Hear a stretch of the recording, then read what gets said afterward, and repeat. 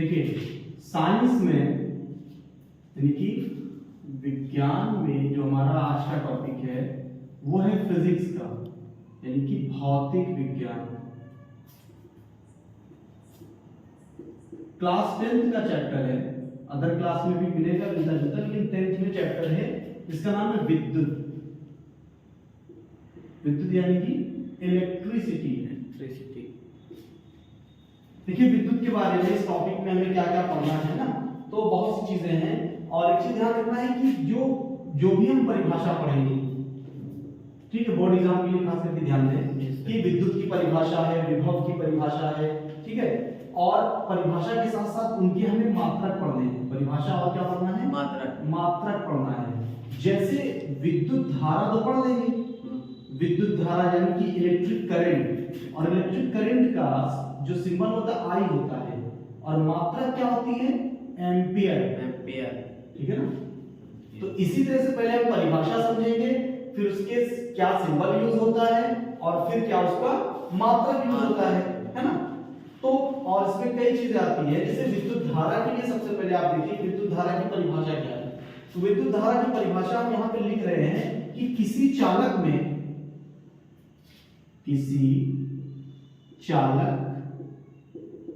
अब जिनका English medium में वो अपनी इंग्लिश की डेफिनेशन देख लें कि किसी चालक में विद्युत आवेश के प्रवाह की दर, विद्युत आवेश के प्रवाह की दर, या फिर आप कहिए प्रवाह की समय दर। प्रवाह की समय दर ज्यादा सही होगा, समय दर है ना।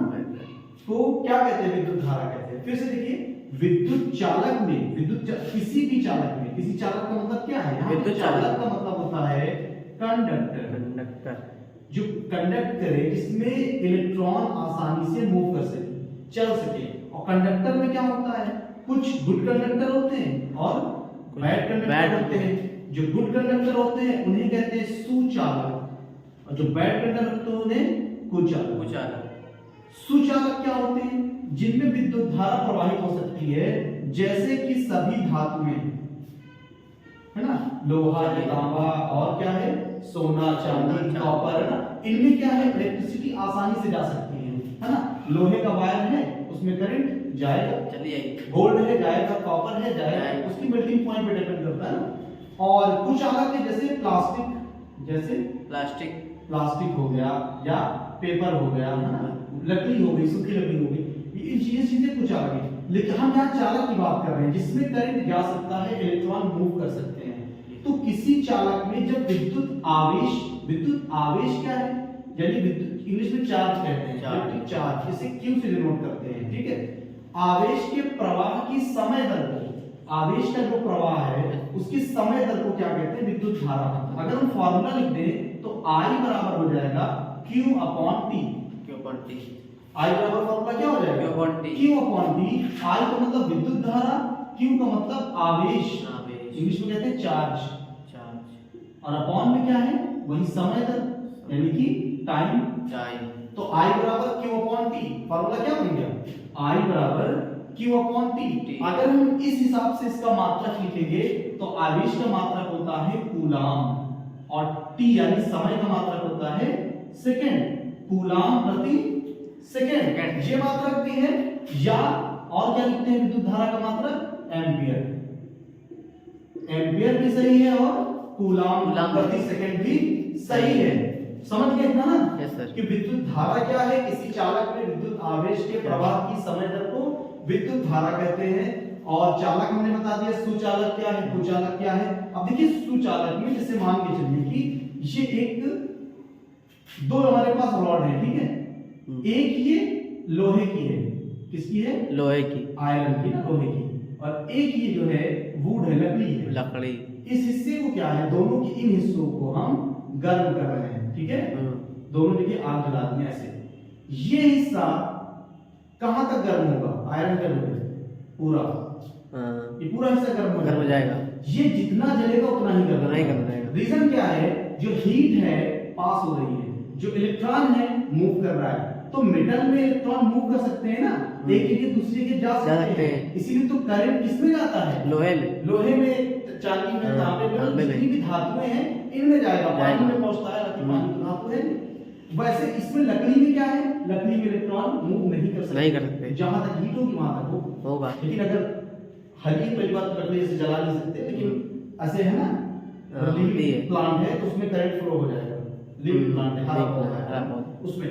अच्छा आइए अब यहाँ पे टॉपिक करते हैं। तो इसके बाद में होता है I बराबर Q अपॉन T। ये किसका फॉर्मूला है, ये विद्युत धारा का है ना। देखिए इसमें हम लगभग मतलब अगर पूरा चैप्टर नहीं तो 50% से ऊपर हम कोशिश करेंगे कंप्लीट करने की। अब विद्युत धारा क्लियर हो गया। दूसरा होता है विद्युत विभव। दूसरा टॉपिक हमारा क्या है, विद्युत विभव। विद्युत विभव है ना। अब विद्युत विभव किससे डिनोट करते हैं, पहले मुझे देखिए ना। देखिए विद्युत विभव के लिए क्या होता है कि अनंत से एकांक आवेश को, अनंत से एकांक आवेश को विद्युत क्षेत्र के किसी निश्चित बिंदु तक लाने में किया गया काम। कहां से, अनंत से, अनंत से और कहां तक, एकांक आवेश, एकांक आवेश तक, अनंत से एकांक आवेश तक, या एकांक आवेश को विद्युत क्षेत्र के किसी निश्चित बिंदु तक। ठीक है, एकांक आवेश के विद्युत क्षेत्र के किसी निश्चित बिंदु तक, निश्चित बिंदु तक लाने में किया गया कार्य, इस कार्य को क्या कहते हैं, विद्युत विभव। लेकिन अगर सिर्फ कार्य होता तो उसको V से लिखते, W से लिखते हैं कार्य को, और विद्युत विभव है तो विभव को V से लिखते हैं। V बराबर क्या होगा, Q यहां आ जाएगा, Q, क्योंकि आवेश की बात हो रही है, चार्ज की। और क्या कहा गया, किया गया कार्य यानी W, तो V बराबर W अपॉन Q। अगर हम इसके हिसाब से विभव का मात्रक देखेंगे तो W जो होता है कार्य होता है, और कार्य का मात्रक होता है जूल, जूल, और प्रति इसका होता है कूलाम, जूल प्रति कूलाम, या दूसरा मात्रक इसका क्या है, वोल्ट है, जैसे एम्पियर में था है ना, और उसका दूसरा एक था, वैसे इसमें जूल प्रति कूलाम और वोल्ट। ये क्या हो गया, इसके दो मात्रक हो गए। और एक होता है विभवांतर, वैद्युत विभवांतर, ठीक है ना।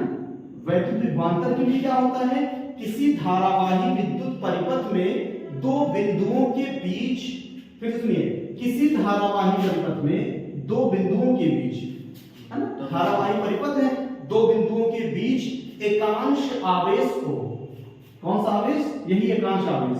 फिर सुनिए, किसी धारावाही विद्युत परिपथ में दो बिंदुओं के बीच एकांश आवेश को एक बिंदु से दूसरे बिंदु तक लाने में किए गए कार्य को, एक बिंदु से दूसरे बिंदु तक लाने में किए गए कार्य को वैद्युत विभवांतर कहते हैं। इसे V से प्रदर्शित करते हैं, इसका मात्रक भी वोल्ट है, ठीक है ना।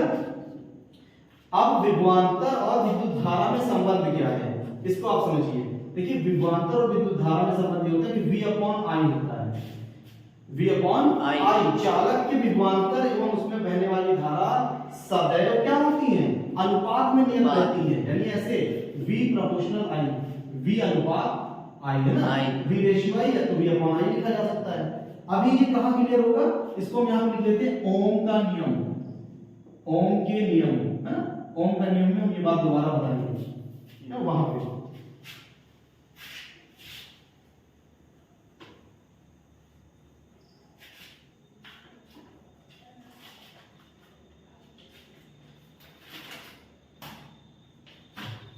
अब एक न्यूमेरिकल आ गया है, उसको हम लगाते हैं। न्यूमेरिकल देखिए, न्यूमेरिकल को हिंदी में क्या कहेंगे, आंकिक प्रश्न, आंकिक प्रश्न है ना। देखिए आंकिक प्रश्न क्या है, तो प्रश्न है कि एक कूलाम आवेश में, एक कूलाम आवेश में, एक कूलाम आवेश में इलेक्ट्रॉन की संख्या, इलेक्ट्रॉन की संख्या कितनी होती है, इलेक्ट्रॉन की संख्या कितनी होती है। ठीक, प्रश्न हो गया। अब देखिए हम जानते हैं, इसका हल देखिए क्या होगा कि हम जानते हैं कि इलेक्ट्रॉन पे आवेश कितना होता है, इलेक्ट्रॉन पर आवेश होता है 1.6 × 10⁻⁻19 कूलाम। ठीक ना इतना आवेश किसमें होता है? इलेक्ट्रॉन में होता है। क्यों? और इलेक्ट्रॉन में चार्ज कौन सा होता है? माइनस। ठीक। अब यहाँ पे जो पूछा कि माना 1 कूलाम में कितना होगा, उसके लिए फॉर्मूला है Ne। ठीक है, फॉर्मूला क्या है? Ne है 1 कूलाम के लिए ना, तो हम निकाल लेते हैं। तो Ne का मतलब, n का मतलब क्या होगा? n का मतलब तो n ही है, और E का कितना है? 1.6 × 10⁻⁻19 कूलाम। Ne के हिसाब से ना, कि माना 1 कूलाम आवेश में इलेक्ट्रॉन की संख्या n है। 1 कूलाम में कितने इलेक्ट्रॉन है? हमने कहा n है। तो अब फार्मूला लगा दिए Ne बराबर 1 कूलाम। Ne बराबर 1 कूलाम, तो इसलिए n को तो n ही रखेंगे, है ना। अब हम इससे, अगर हम इसको सॉल्व करेंगे तो क्या हो जाएगा भाई? n इक्वल 1/1.6 × 10⁻⁻19 n बराबर निकालेंगे तो क्या हो जाएगा? 1, देखो यहां से n इक्वल 1 कूलाम और बटे में e नीचे चला जाएगा। इस फॉर्मूले से बनेगा ना ये, n है बराबर में 1 कूलाम है, तो e गुणा कर रहा है, उधर जाकर भाग करेगा। तो n बराबर 1 की जगह 1 और 1.6 × 10⁻⁻19। इसको अब हम सॉल्व करेंगे तो देखो हमारा आंसर क्या आएगा, है ना। पहली चीज ये देखिए, अगर 10⁻19 नीचे ऊपर जाएगा तो क्या हो जाएगा? देखो 1 × 10⁻19, नीचे पावर माइनस में थी, ऊपर जाएगी तो प्लस में। नीचे 1.6, पॉइंट हटेगा तो बन जाएगा 10। ठीक। अब 2 से काटेंगे तो ऊपर 2 पंजे 10 और नीचे 2 अठे 16 और 10 की पावर 19 रहेगी। अब 8 से 5 में भाग देना है, 8 से 5 में भाग देना है, 5 में भाग देना है, तो 0 पर जाएगा, दशमलव लगा 50 हो गया, 8 छन 48 बचा 2, दशमलव लगा 20 हो गया, 8 दूना 16 बचे 4, दशमलव लगे 40 हो गया, 8 पंजे 40 का क्या बचा उत्तर? 0.625 × 10⁻19 इतने इलेक्ट्रॉन, है ना। अब इसी को अगर हम पावर को कन्वर्ट करके लिख दें कि 6.25 तो × 10⁻18 हो जाएगा। दशमलव एक उधर जाएगा तो पावर क्या होगी? कम हो जाएगा। तो 6.25 10⁻18 ये क्या चीज है? ये इलेक्ट्रॉन है। यानी 1 कूलाम में कितने इलेक्ट्रॉन होते हैं? 1 कूलाम में 6.25 10⁻18 इलेक्ट्रॉन होते हैं। ठीक है, अच्छा चलिए ये हो गया, इसको इरेज करते हैं। अगला क्वेश्चन देखिए।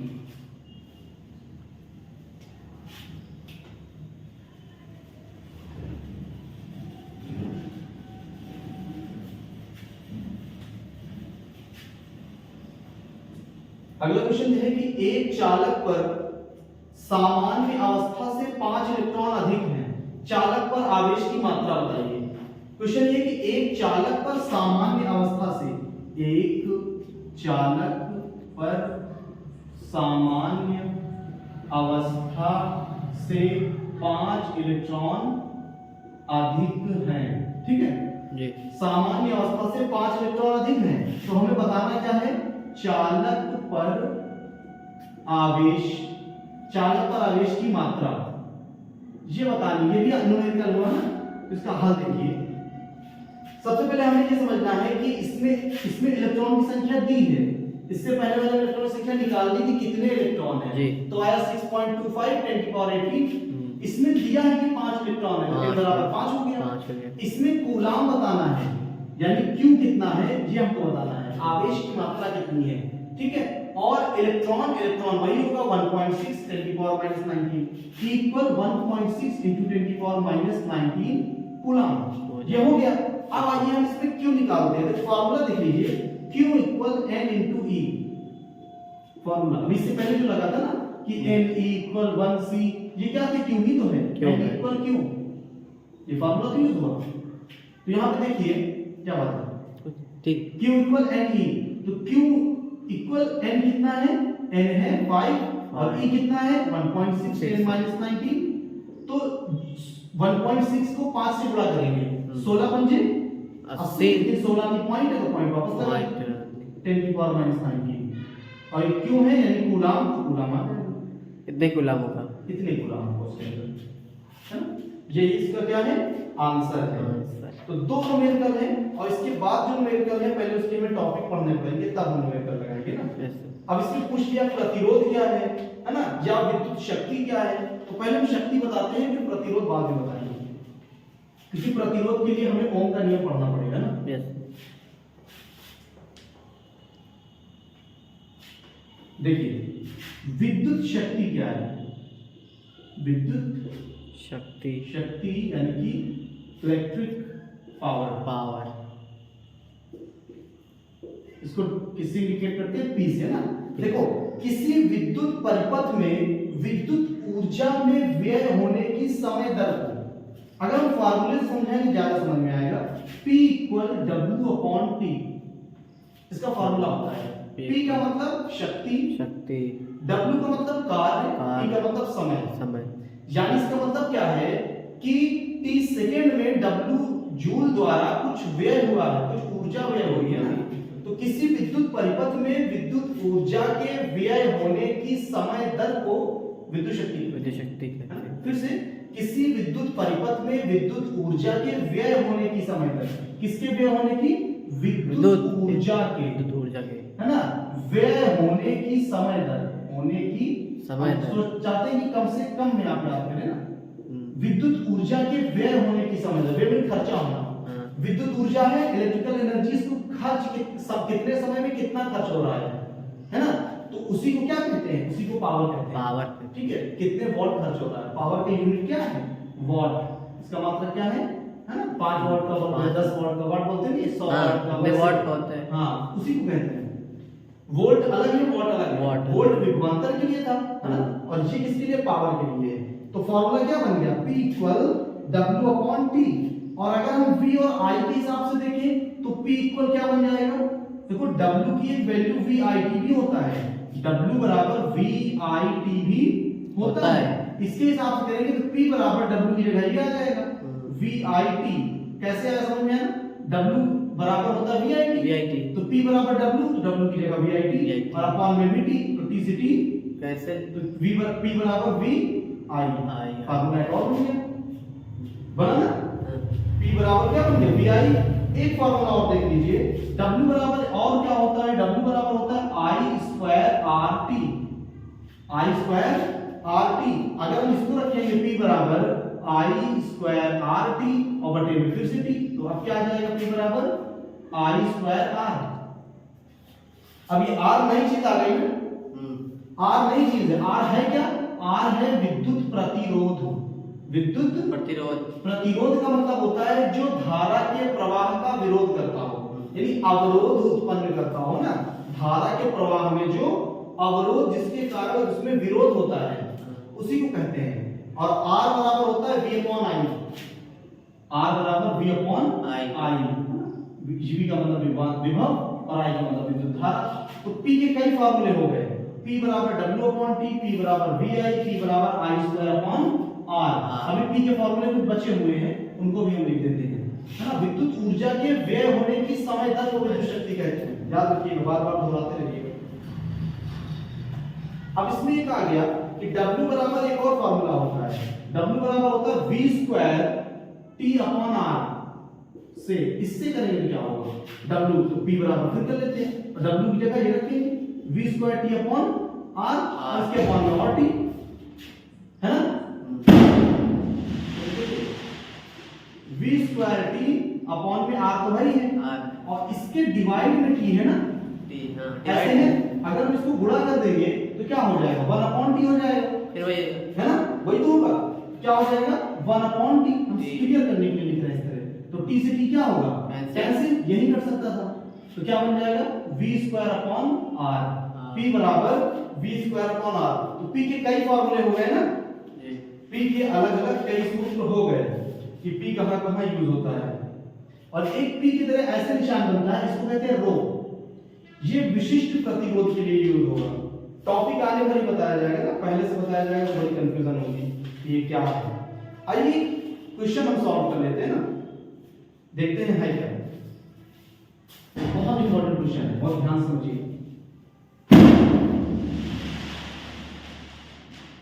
देखिए क्वेश्चन ये कि एक विद्युत बल्ब है। बल्ब तो सेम नहीं बन पा रहा, लेकिन जैसे भी बन रहा है बना दे रहे हैं। बल्ब हो गया, ठीक है। इसमें क्या, ये तो आप जानते हैं कि ये फिलामेंट होता है, हिंदी में कहते हैं तंतु। और इसके अंदर आर्गन और नाइट्रोजन गैस होती है ना। ये तो मेटल कैप होती है, धातु की टोपी। ये कांच होता है पूरा, है ना। अच्छा, हम कहना क्या चाह रहे हैं, क्वेश्चन क्या कह रहा है, सुनो। एक विद्युत बल्ब पे, यानी बल्ब पर कुछ लिखा हुआ है, लिखा है ऐसे 250V और लिखा हुआ है 200W। इसका मतलब 250 वोल्ट लिखा है और 200 वॉट लिखा है।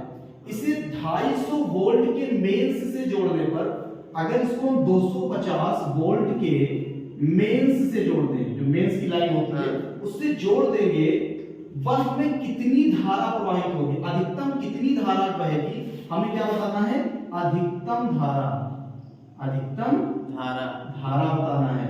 और दूसरी चीज और पूछी जा रही है, इसमें बल्ब में कितना प्रतिरोध होगा। दो चीजें, यानी आई भी पता करना है और आर भी। बहुत इजी क्वेश्चन है, आराम से समझिएगा। देखिए यहां से हल कर रहे हैं ना। सबसे पहले क्या दिया, V बराबर दिया है 250 वोल्ट, ठीक। फिर P बराबर दिया है 200 वॉट, ये P ही तो है, शक्ति ही तो है, वॉट है। अब आइए हम दोनों से मिला के हमें पहले R निकालना है। तो R बराबर एक फार्मूला होता है V स्क्वायर P। तब ये फार्मूला का ध्यान दिए थे, P बराबर V स्क्वायर अपॉन R, उसी से तो बना है। P को इधर कर दिया, R को इधर कर दिया। अब R इक्वल V स्क्वायर यानी 250 का स्क्वायर, तो दो बार लिखेंगे। और P की V स्क्वायर ही लिखिए P, और P नीचे आ जाएगा। दोनों जीरो से दोनों जीरो कैंसिल कर देंगे।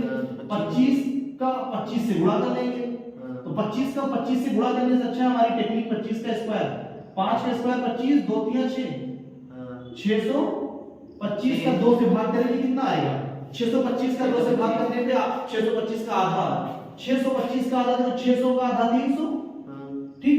फिर बचा 20, 20 का आधा 10, 5 का आधा 2.5, यानी कितना हो गया 312.5। भाई 600 का आधा 300, 25 का आधा 12.5, तो कितना है 312.5। और इसका निशान क्या होता है, ओम। प्रतिरोध जो होता है ना, प्रतिरोध यानी कि R, इसका सिंबल ऐसे बनता है, ऐसे ऐसे, है ना, ऐसे ये। और इसका मात्रक जो होता है उसे कहते हैं ओम। और इसके न्यूमेरिकल में रेजिस्टेंस या प्रतिरोध ऐसे लिखा होता है, 1 ओम 2 ओम, ये निशान है इसका, है ना। इसमें दो चीजें पूछी, हमने ये तो बता दिया कितना प्रतिरोध है, लेकिन अभी हम ये बताते इसमें अधिकतम जो है कितनी इलेक्ट्रिसिटी, यानी कितनी इलेक्ट्रिक करंट इसके अंदर होगा। तो फार्मूला होता है I equal V upon R। V कितना आपके पास 250 है। R अभी जस्ट हमको पता चला है कि 312.5 है, 312.5। अब दशमलव देख के लग रहा है ना कि क्या कुछ नहीं है, देखो दशमलव हटा दो, दशमलव हटेगा ऊपर जीरो आ जाएगा। अब वहां भी जीरो, यहां भी 5 से कटेगा, 5 से काटोगे 5 बचे 25 और डबल जीरो बच गए। नीचे काटो 5 6 30 बचा 1, हो गया 12, 5 दूना 10, फिर इधर देखो 5 6 30, है ना, 1 बचा हो गया 12, तो 5 दूना 10 बचा 2, हो गया 25, 5 बचे 25, सही है। अब 5 से काटेंगे ऊपर 100 बचेगा, और नीचे 5 से काटेंगे तो 125, फिर 5 से काटते हैं, 5 से काटेंगे कितना आएगा, चलो 25 से काट देते हैं, 25 चौका 100, 25 पंजे 125 हो गया, फॉर्मूला 5 से 4 दें और देंगे, 5 से 4 में काटेंगे तो 0.8, कैसे आइए दिखाते हैं। 5 से 4 में काट के 0 बार क्या कर सकते हैं, 40 5 में 40, 0.8 क्या एम्पियर है। अगर हम इस बल्ब को 250 वोल्ट के मेंस से जोड़ दें तो कितना करंट इसके अंदर मैक्सिमम बहेगा, 0.8 एम्पियर। और कितना इसके अंदर रेजिस्टेंस होगा, 312.5 ओम का, ठीक है। रेजिस्टेंस क्या है, जो धारा के प्रवाह का विरोध करता है, उसको रोकने का काम करता है ना। और रेजिस्टेंस इंपॉर्टेंट भी है, तो रेजिस्टेंस के लिए, प्रतिरोध के लिए हमें ओम का नियम समझना पड़ेगा। तो ओम के नियम को हम अभी तो नहीं, नेक्स्ट टाइम बताएंगे। अभी एक दो टॉपिक और है जिनको हम टच कर लें, उसके बाद फिर आगे हम देखते हैं क्या है। देखिए एक इसी तरह का क्वेश्चन है, इसको आप लोग लगाइएगा। एक विद्युत बल्ब है, उसमें 12 वोल्ट और 30 वाट लिखा है, तो इसमें I कैसे निकलेगा। फार्मूला आपके सामने लिखा हुआ है, फार्मूला नहीं रेस कर रहे, बाकी सब रेस करते हैं। क्वेश्चन ये कह रहा है कि बल्ब है, उस बल्ब पे लिखा है 12 वोल्ट, यानी V बराबर 12 वोल्ट, और उसी बल्ब पे लिखा है 30 वाट, यानी P बराबर 30। तो उसमें धारा कितनी है, फार्मूला सामने है ना, लेकिन इसमें वी आर है और इसमें पी वी है, ये भी ध्यान देना है। अब इसके आंसर अलग अलग है, आंसर एक 4 आंसर दिए, ऑब्जेक्टिव क्वेश्चन है। 0.4 एम्पियर और 2.5 एम्पियर, तीसरा जो है क्या है 12 एम्पियर और चौथा है 360 एम्पियर। इन्हीं में से कोई एक आंसर आएगा। कैसे लगेगा इसको एक बार आप लोग लगा के देखिए पहले, फिर बताइएगा। देखिए अगर हम v अपॉन r से लगाएंगे ना, v अपॉन r से नहीं लगेगा, क्योंकि हमें r नहीं पता, या तो हम पहले r पता कर लें। तो r बराबर क्या होता है v स्क्वायर अपॉन p, अभी जस्ट लगाया है ना, तो r पता करें कि v कितना है, v है 12, यानी 12 गुणे 12 और p कितना है 30, तो ऊपर कितना हो जाएगा 144 और नीचे 30 है ना। अब कितने से काटेंगे 2 से, 2 सते 2 दूना और 2 से 15 आ जाएगा।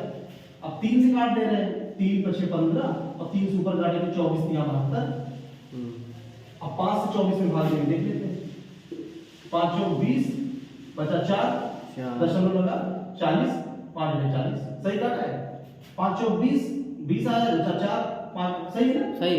4.8 आया, 4.8 क्या ओम है। तो चलो I बराबर V कितना है, V है 12 और यहाँ 4.8 दशमलव का 120 बन गया।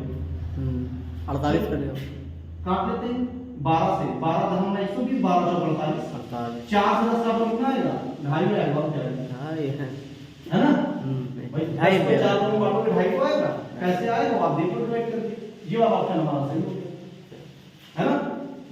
ये हो गया इसके कई न्यूमेरिकल्स हो गए एक साथ। इसको दोबारा से फिर समझ लें, जिसको समझना हो दोबारा से फिर से इसको देख सकते हैं। कितना मिनट हुआ 25 मिनट हो। अब इसी तरह से कई अलग अलग मात्रक पूछे जाते हैं ना कि ये मात्रक कौन सा है, ओम के नियम का सूत्र क्या है। तो ओम के नियम का सूत्र हम थोड़ा सा आपको बता दें। ओम के नियम का सूत्र जो होता है ना V बराबर IR होता है। क्यों? क्योंकि बताया गया कि V प्रोपोर्शनल I होता है। ओम के नियम का मतलब ये है कि V प्रोपोर्शनल I और जब बराबर लगाते हैं प्रोपोर्शनल को हटा के तो एक नियतांक आ जाता है, कांस्टेंट आ जाता है। और यहाँ पे कौन सा कांस्टेंट यूज हो रहा है R है क्या, R जो है वो प्रतिरोध है ना जी। ओम के नियम में बताया कि इस नियम के अनुसार जब भौतिक अवस्थाएं जैसे ताप दाब समान रहते हैं तो किसी चालक में प्रवाहित होने वाली धारा उसके सिरों के बीच विभाजन करके समानुपाती होती है। तो V बराबर I। अब R जो है ना दो तरह से सॉल्व होता है, एक जो होता है वो समांतर क्रम में होता है और दूसरा श्रेणी क्रम। समांतर क्रम और श्रेणी क्रम। समांतर क्रम का मतलब आमने सामने ना, जैसे एक ये हो गया दूसरा इसके सामने, ये A B C ये सब क्या है समांतर क्रम में है ना, लिखते नहीं A B parallel C D ऐसे मैथ में ये निशान समांतर क्रम का है। और श्रेणी क्रम का मतलब जो सीरीज में हो ना, जैसे एक सीट पर 3 बच्चे बैठे हैं वो सब क्या है श्रेणी क्रम में। अब इनके लिए फार्मूला अलग अलग है कि श्रेणी क्रम में है तब कौन सा फार्मूला लगता है, समांतर क्रम में है तब कौन सा फार्मूला लगता है। तो श्रेणी क्रम का जो फार्मूला है ना वो हम आपको बता रहे हैं कि श्रेणी क्रम का फार्मूला होता है R बराबर R1 plus R2 plus R3 ऐसे करते जितने भी R है सबको जोड़ना पड़ता है। और समांतर क्रम में 1 upon R 1 upon R1 R2 R3 जितने भी रेजिस्टेंस सबको आपस में ऐसे सॉल्व करो। ध्यान दें आंसर 1 upon R आता है, R निकालना है तो आंसर को पलटना पड़ता है। एक कंडीशन समांतर क्रम की ओर देख लो। समांतर क्रम में जब केवल दो ही प्रतिरोध केवल दो ही प्रतिरोध को आप क्या करते हैं R बराबर दोनों का जोड़ो, थोड़ा कर दो दोनों को जोड़ दो। आइए हम यहाँ एग्जांपल लेते हैं, इसको सॉल्व करते हैं। जैसे एग्जांपल दिया है आपको उसमें लास्ट है, बस ये लास्ट है, इसके बाद कुछ नहीं, फिर नेक्स्ट आते। देखिए एक प्रतिरोध ये हो गया, दूसरा प्रतिरोध ये हो गया, इसके बाद यहाँ पे सब ये एक ओम है, ठीक है। तो हम यहाँ पे 0.5 इसे बुक में सेम रख देते हैं ताकि आपका भी आंसर मैच हो जाए। ये ओम का निशान, ठीक है, ये A है ये B। क्वेश्चन है इसके बीच में बताइए कितना है प्रतिरोध। देखिए ये किस क्रम में समांतर आमने सामने में ये फार्मूला लगता है। चलिए लगाते हैं 1 upon R 1 upon 1 plus 1 upon 1 तो कितना हो जाएगा भाई 1 upon 1 तो 2 होगा, 2 ही होगा। लेकिन देख लेते हैं 1 upon 2 होगा कि 1 upon 2 को ये भी 2 upon 2 होगा। 1 1 1 ही रहेगा, तिरछा गुणा 1 1 1 ही, और पान 1 1 जाओ तो ऊपर 2 नीचे 1, हाँ 1 अपॉन r पर क्या है 2, लेकिन 1 अपॉन r नहीं निकालना था, r तो r पर पलट जाएगा 1 अपॉन 2, 1 अपॉन 2 का मतलब 0.5 सेक के बाद 0.5 यहाँ आ गया ना, और 0.5 ये भी 0.5 ये भी है। अब 0.5 किस श्रेणी क्रम में है, तो उसमें क्या होता है जोड़ दिया जाता है, 0.5 में क्या बन गया 1.0 यानी कि 1 ओम, 1 ओम है ना, क्या बनेगा 1 ओम। ये हमने इस फॉर्मूले से लगाया। अगर हम पीछे वाला फॉर्मूला अपना फॉलो करते हैं कि एक बार जोड़ा एक बार जोड़ा, r को देखो 1 into 1 plus 1 तो ऊपर 1 0.5 फिर आ जाएगा और 0.5, ठीक है। तो ये देखिए समझ जाएंगे, और इसमें समानांतर क्रम होगा, श्रेणी क्रम होगा, इसी फॉर्मूले के अकॉर्डिंग इसको सॉल्व करना है ना। बाकी इसमें ओम का नियम और दूसरी चीजें बच रही है वो हम नेक्स्ट वीडियो में समझेंगे ना, क्योंकि देखो आवाज बहुत आ रही है अंदर से ना।